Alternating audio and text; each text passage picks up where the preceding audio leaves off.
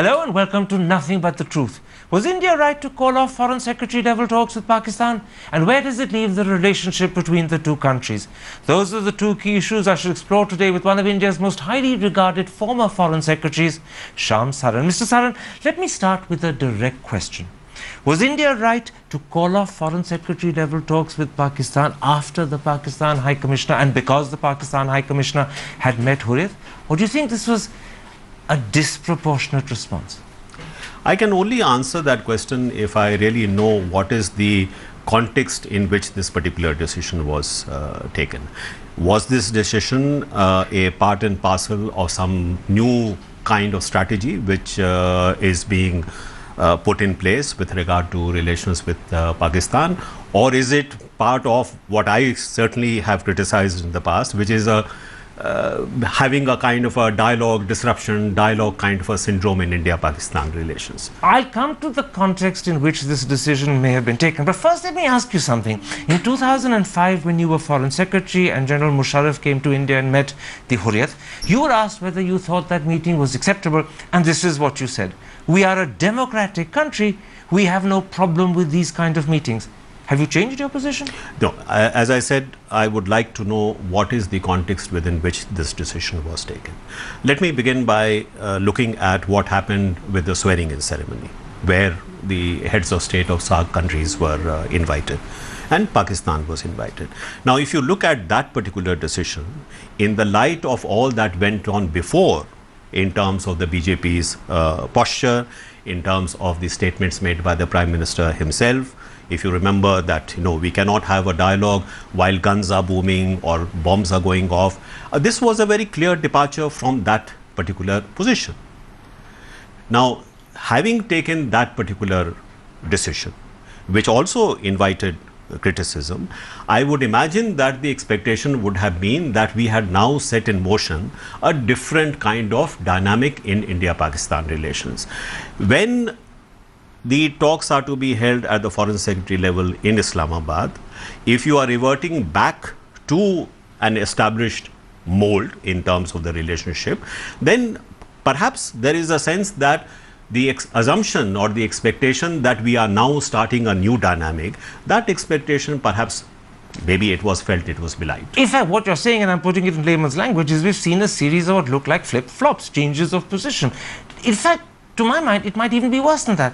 It's not just that Mr. Modi broke with the past when he invited Mr. Nawaz Sharif for swearing in, because no one expected him to do so.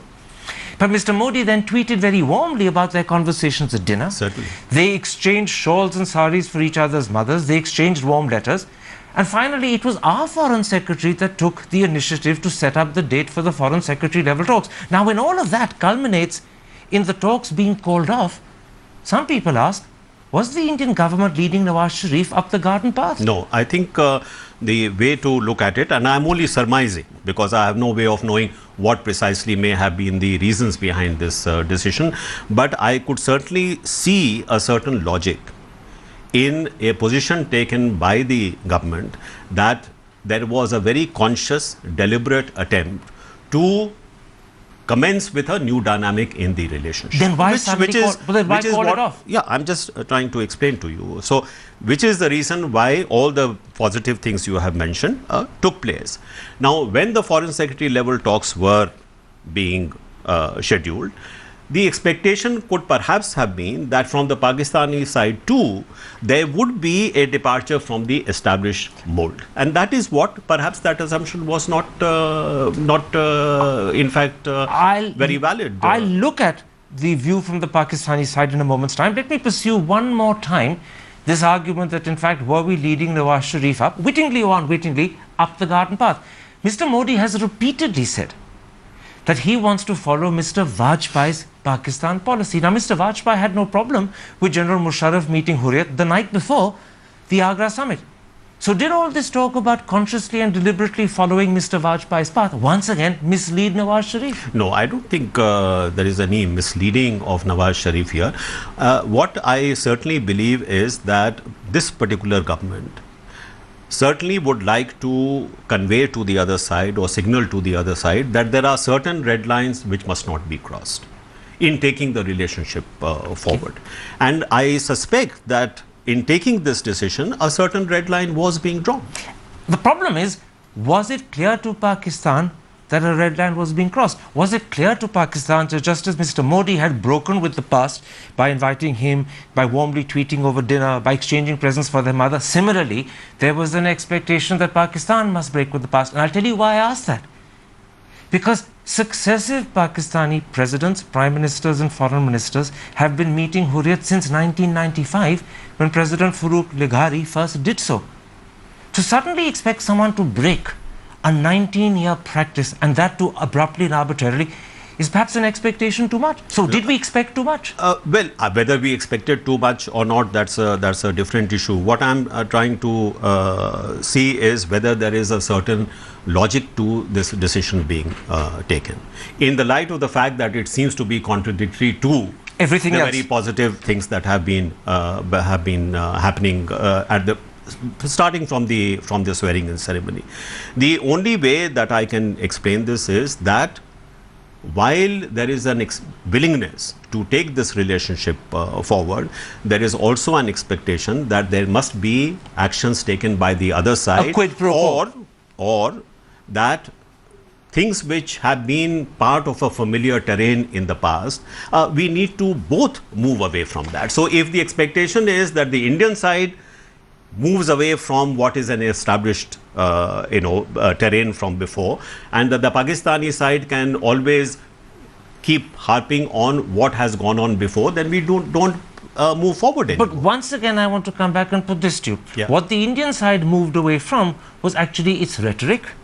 Rhetoric which regarded Pakistan as an entity that was simply inflicting violence on us, inflicting terror on us. How can you have peace talks when the guns are booming? It was a moving away from that rhetoric. In return, it seems we were expecting... I'm sorry to interrupt you. I think there can be no question of there being only rhetoric as far as cross-border terrorism is concerned, or there is only being rhetoric as far as violence from across the border is concerned. That is reality. I mean, to say that is only rhetoric on our part, I don't think is correct at all. Rhetoric in the sense that this was not the language we heard from Vajpayee or the language we heard from Manmohan Singh. It was a new formulation, right? What I'm saying is what they were expecting in return was, let me finish and then you can answer. What they were expecting in return was actually for Pakistan to jettison its given policy. After all, we know, Mr. Modi knows, the government knows that Pakistan has a moral and diplomatic commitment, so they claim, to the Kashmir cause. The talks with Hurriyat flow directly from that. If they had stopped talking to Hurriyat, they would have told the world they've diluted that commitment. Now, that can happen as an outcome of talks, but it can't be a precondition for talks. Then why did Nawaz Sharif not meet the Hurriyat when he came for isn't that easy to answer? Because he came for a ceremonial, not a substantive visit, because he was actually building goodwill, and he saw it as a one-off. Listen, if there are two prime ministers meeting, and it is of very highly symbolic importance, and it is projected as according a new beginning to the relationship, and if at that particular time he does not follow the normal mold of meeting the Hurriyat as he should have, and by the way, if you remember, there was a lot of criticism from the Pakistani side that he did not meet the Hurriyat when he came. Which is why he couldn't do it a second time. No. So if he made that departure, why not continue with that momentum? Because that was a signal to us, I presume, that he is prepared to move away from what was an established pattern before to do something different. Let me reply to that. The External Affairs spokesman has made it clear, so I'm not revealing any great secrets, that in fact Mr. Modi or the government had explicitly asked Mr. Nawaz Sharif when he was coming in May not to meet Hurriyat. Mr. Sharif, I presume, agreed because A, it was a symbolic visit for a swearing in, not a substantive visit. Secondly, because it was an opportunity that he was responding to. A warm invitation had come for the swearing in. He wanted to respond equally warmly. But why not then but he wasn't setting a precedent. He wasn't giving up policy. No.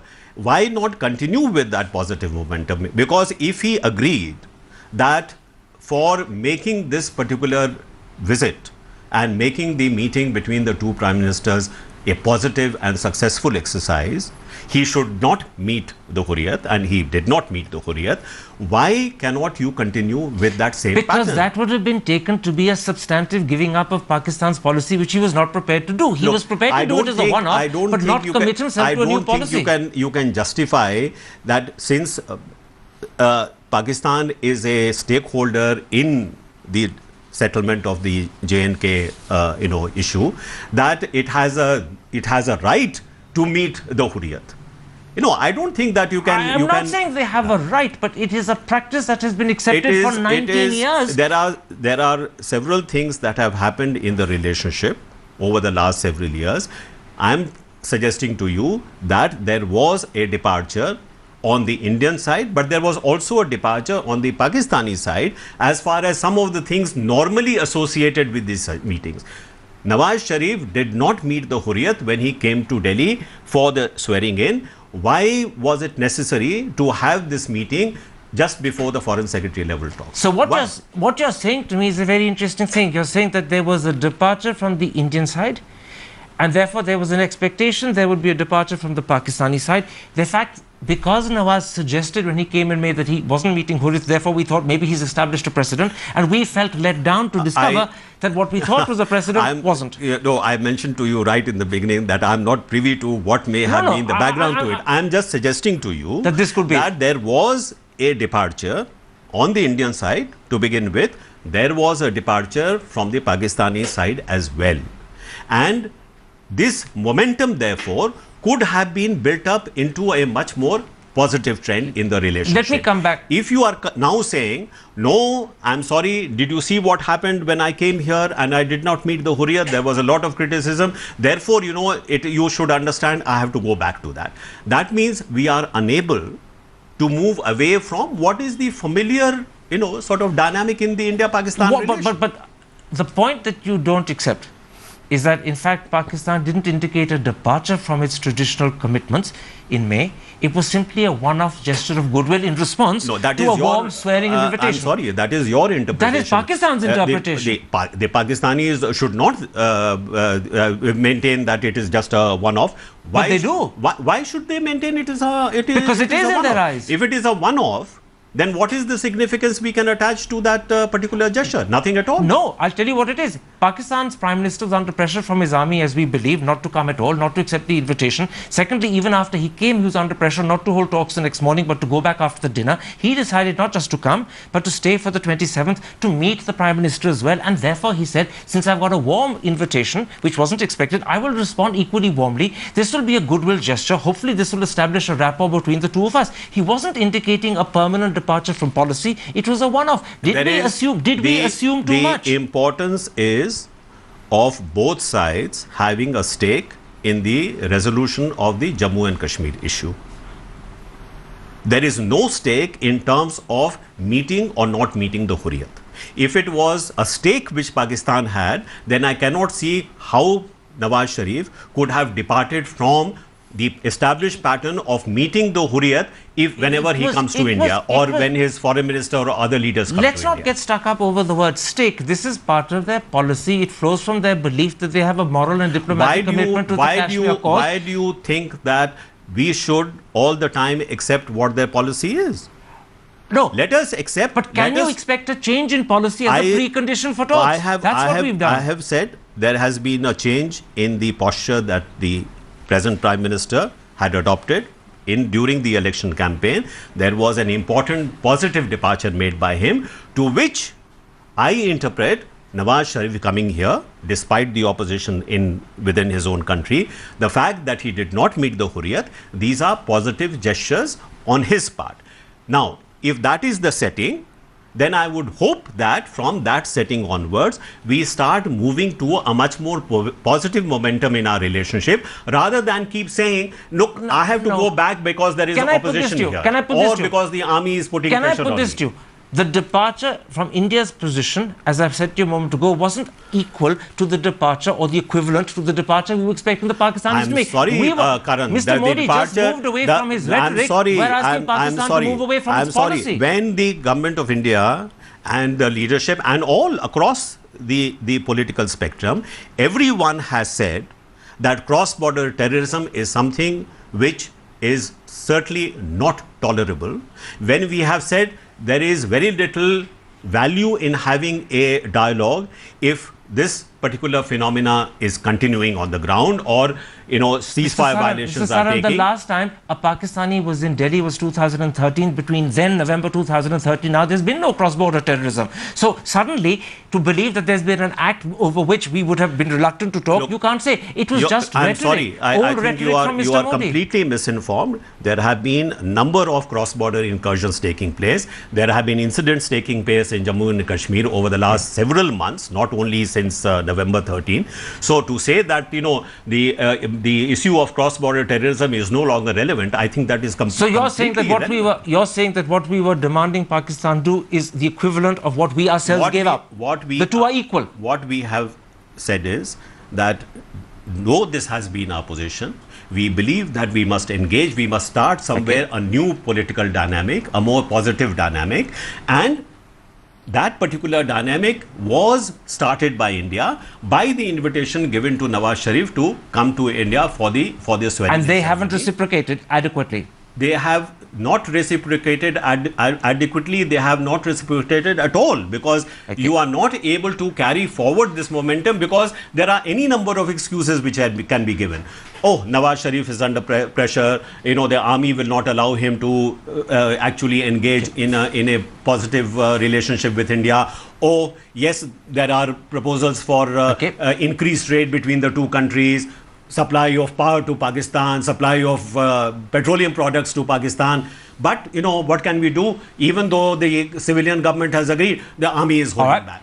My point is that as far as India is concerned, we cannot go around, trying to see how we can change the dynamic or the equation between the military and the civilian. That's not what I'm suggesting. You're jumping when you suggest. That's not what I'm suggesting. Mr. Saran, let me put to you 4 consequences that flow directly from the way the Foreign Secretary level talks were abruptly cancelled. First, the MEA spokesman Saeed Akbari made it repeatedly crystal clear that the talks were cancelled not because of the many and escalating acts of violence on the LOC, not because of the ceasefire violations on the LOC, but because the Pakistan High Commissioner had met with Hurriyat. Now, doesn't that suggest that the Indian government can live with Pakistanis shooting at our soldiers, but they cannot accept the Pakistan High Commissioner having a cup of tea with Hurriyat?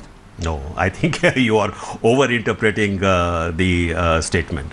I think you have to appreciate the fact that in terms of the what I mentioned as a positive gesture on the part of the new Prime Minister, that we should engage in a dialogue, and it is he who offered that there should be Foreign Secretary level talks.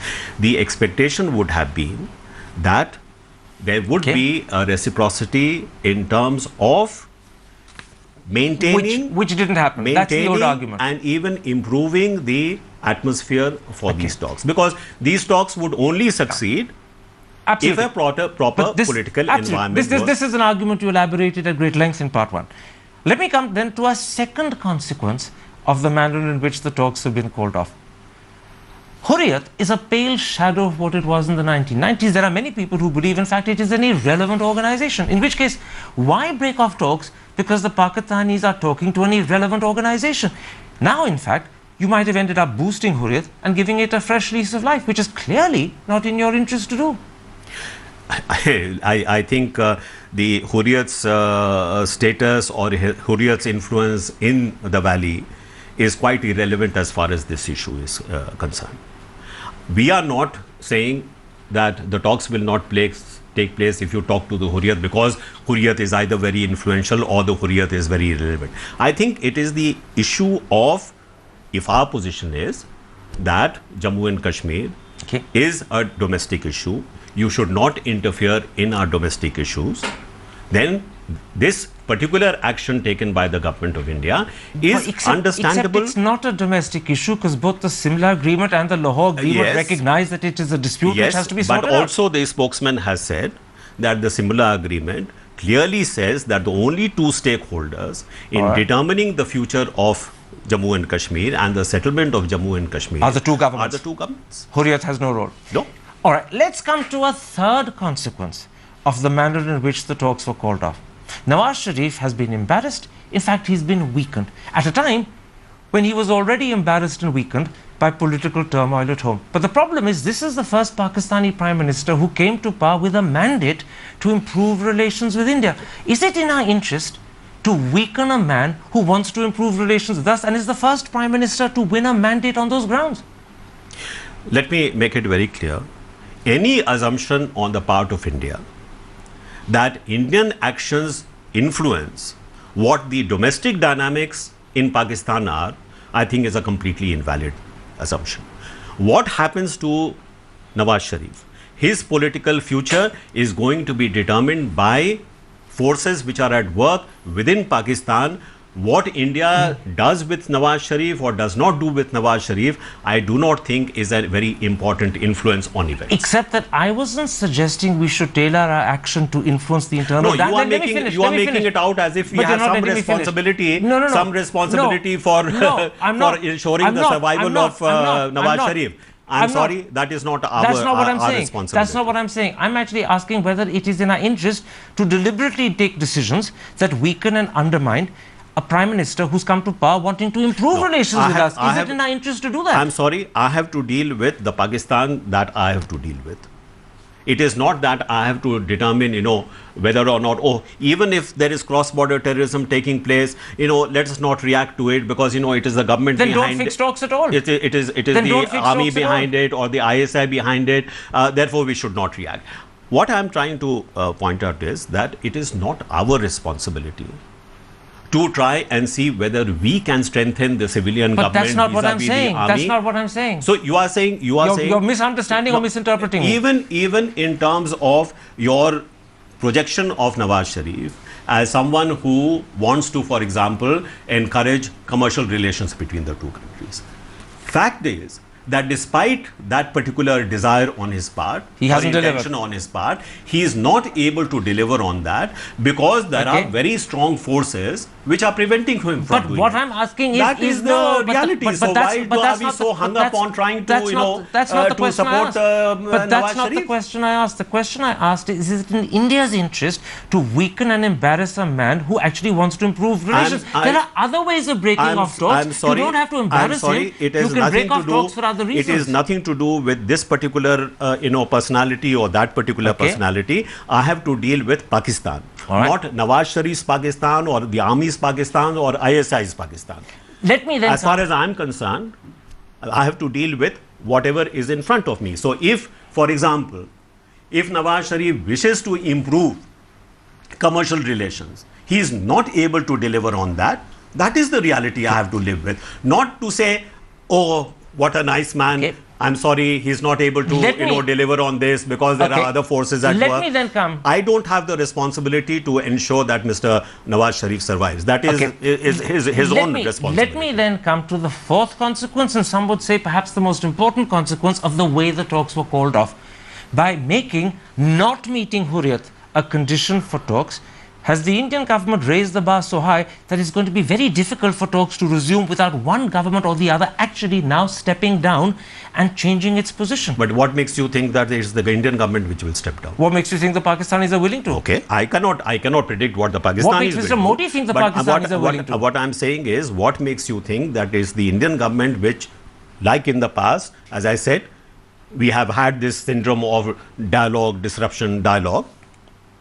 I hope that this particular decision which has been taken will be maintained consistently. That is, if the next time round, if there is an acceptance that yes, you can go and talk to Hurriyat and we will still have a dialogue, then there is something wrong with this whole exercise. Except for the fact that you hope that the position the government has taken now is a consistent position, and we build. Let me finish that answer. Let me finish. Yeah.